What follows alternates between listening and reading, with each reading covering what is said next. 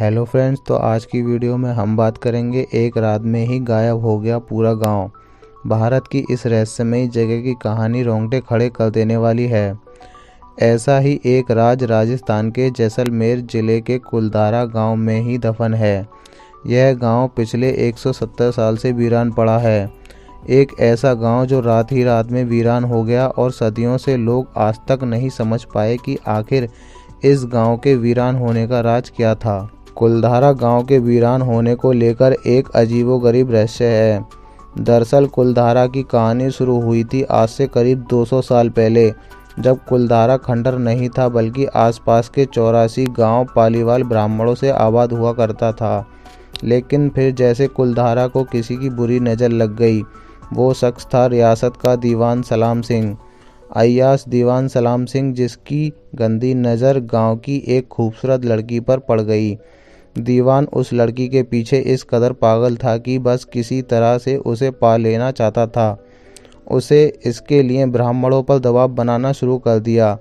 हद तो तब हो गई कि जब सत्ता की मदद से चूर उस दीवान ने लड़की के घर संदेश भिजवाया कि यदि अगले पूर्णमासी तक उसे लड़की नहीं मिली तो वह गांव पर हमला करके लड़की को उठा ले जाएगा।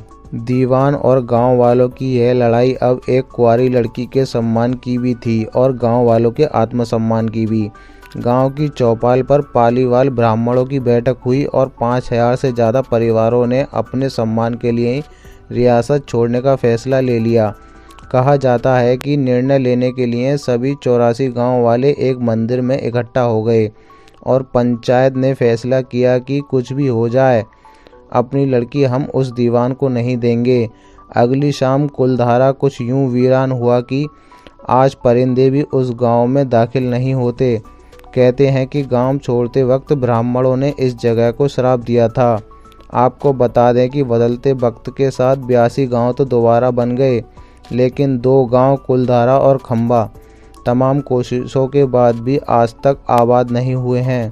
ये गांव अब भी भारतीय पुरातत्व विभाग के संरक्षण में हैं, जिसे दिन की रोशनी में सैलानियों के लिए खोल दिया जाता है। कहा जाता है कि यह गांव रूहानी ताकतों के कब्जे में है। टूरिस्ट प्लेस में बदल चुके कुलधारा गांव घूमने आने वालों के मुताबिक यह गांव में रहने वाली पालीवाल ब्राह्मणों की आहट आज भी सुनाई देती है। उन्हें वहां हर पल ऐसा अनुभव होता है कि कोई आसपास चल रहा है। बाजार में चहल पहल की आवाज़ें आती हैं, महिलाओं के बात करने की और उनकी चूड़ियों और पायलों की आवाज़ हमेशा आती रहती हैं। प्रशासन ने इस गांव के सरहद पर एक फाटक बनवा दिया है, जिसके पार दिन में तो सैलानी घूमने आते रहते हैं, लेकिन रात में इस फाटक को पार करने की कोई हिम्मत नहीं करता। कुलधारा गांव में एक मंदिर है जो आज भी श्राप मुक्त है। एक बावड़ी भी है जो उस दौर के पीने का पानी का जरिया था। एक खामोश गलियारे में उतरती कुछ सीढ़ियाँ भी हैं। कहते हैं शाम ढलने के बाद अक्सर यहाँ कुछ आवाज़ें सुनाई देती हैं। लोग मानते हैं कि यह वो आवाज़ हैं जो 18वीं सदी का वो दर्द हैं जिनमें पालीवाल ब्राह्मण गुजरे थे।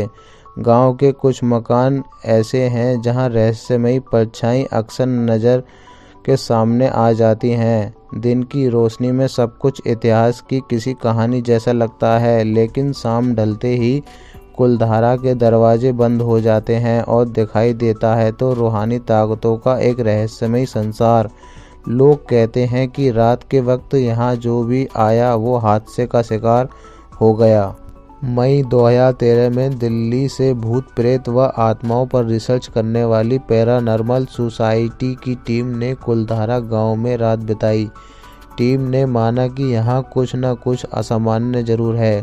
शाम के वक्त उनका ड्रोन कैमरा आसमान से कुछ तस्वीरें ले रहा था, लेकिन उस बावड़ी के ऊपर आते ही वो कैमरा हवा में गोते खाने लगा और ज़मीन पर आ गिरा, जैसे कोई था जिसे वो कैमरा मंजूर न हो। यह सच है कि कुलधारा से हज़ारों परिवारों का पलायन हुआ करता था। यह भी सच है कि कुलधारा में आज भी राजस्थानी संस्कृति की झलक मिलती है। पैरानॉर्मल सोसाइटी के उपाध्यक्ष अंशुल शर्मा ने बताया था कि हमारे पास एक डिवाइस है जिसका नाम घोस्ट बॉक्स है।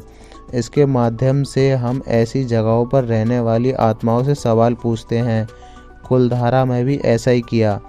जहां कुछ आवाज़ें आई तो कहीं, लेकिन असामान्य रूप से आत्माओं ने अपने अपने नाम बताए।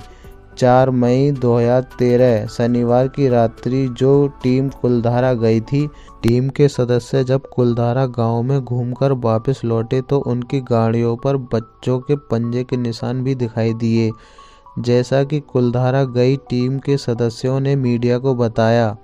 लेकिन यह भी सच है कि कुलधारा में भूत प्रेत और आत्माओं की कहानी सिर्फ एक वहम है। इतिहासकारों के मुताबिक पालीवाल ब्राह्मणों ने अपनी संपत्ति, जिसे भारी मात्रा में सोना चांदी और हीरे जवाहरात थे, उसे ज़मीन के अंदर दबा रखा था। यही वजह है कि जो भी कोई यहाँ आता है वह जगह जगह खुदाई करने लग जाता है, इस उम्मीद में कि शायद वह सोना उनके हाथ लग जाए। यह गांव आज भी जगह जगह से खुदा हुआ मिलता है। तो दोस्तों, आज की वीडियो में इतना ही। वीडियो पसंद आई हो तो लाइक कर दो यार, और वीडियो को शेयर करो और चैनल को सब्सक्राइब तो ज़रूर कर लो।